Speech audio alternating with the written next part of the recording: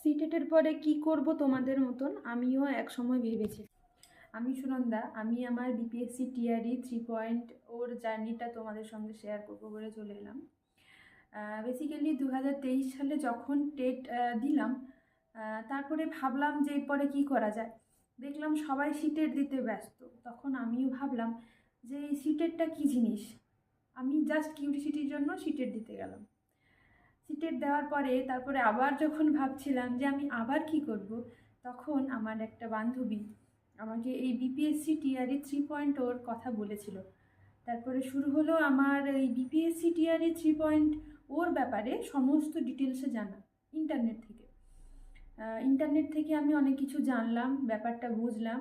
আমি তো আগে ভাবতেই পেরেছিলাম না যে বিহারে আদার স্টেটের মেয়েরা বা ছেলেরা গিয়ে এক্সাম দিতে পারবে।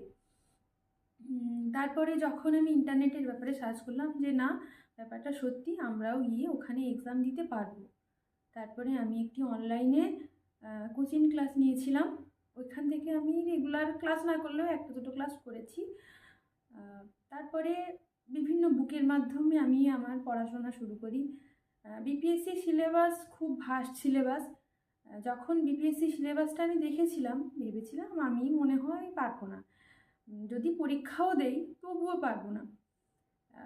কারণ সিলেবাস প্রচুর ভাস্ট আর এত কম্পিটিশান। ইউপি, ঝাড়খণ্ড, মধ্যপ্রদেশ, সব সব জায়গা থেকে ছেলেমেয়েরা এখানে আসে এক্সাম দিতে। তারপরে যাই হোক, ফর্ম ফিল আপ করলাম। ফর্ম ফিল আপের পরে এক্সাম দিতে গেলাম। এক্সামের পর দিয়ে এসে যখন শুনলাম যে লিক হয়ে গেছে ব্যাপার, তখন আমি আবার যখন এক্সামের শিডিউল হলো, এক্সাম দিতে গেলাম। এক্সাম দেওয়ার পরে অনেক দিন অপেক্ষা করার পরে নভেম্বরের 15-এ আমাদের রেজাল্ট আউট হয়েছে। বেঙ্গলি ক্যাটাগরিতে আমি সিলেক্টেড হয়েছি এবং আমাদের এই জানুয়ারি 21-এ আমাদের ডিভি আছে। আর আমাকে ডিস্ট্রিক্ট অ্যালোকেশনে আমাকে দেওয়া হয়েছে ইস্ট চম্পারণ। তো আজকের এই ভিডিওতে এতটুকুই। এরপরে ডিটেলস ভিডিও আমি অবশ্যই নিয়ে আসবো। তাছাড়া পরে টিআরই 4.0 আসছে, এই নোটিফিকেশান জাস্ট 1-2 মাসের মধ্যে আউট হবে। তো তোমরা সবাই টিআরই 4.0-র জন্য প্রিপারেশান নিতে থাকো।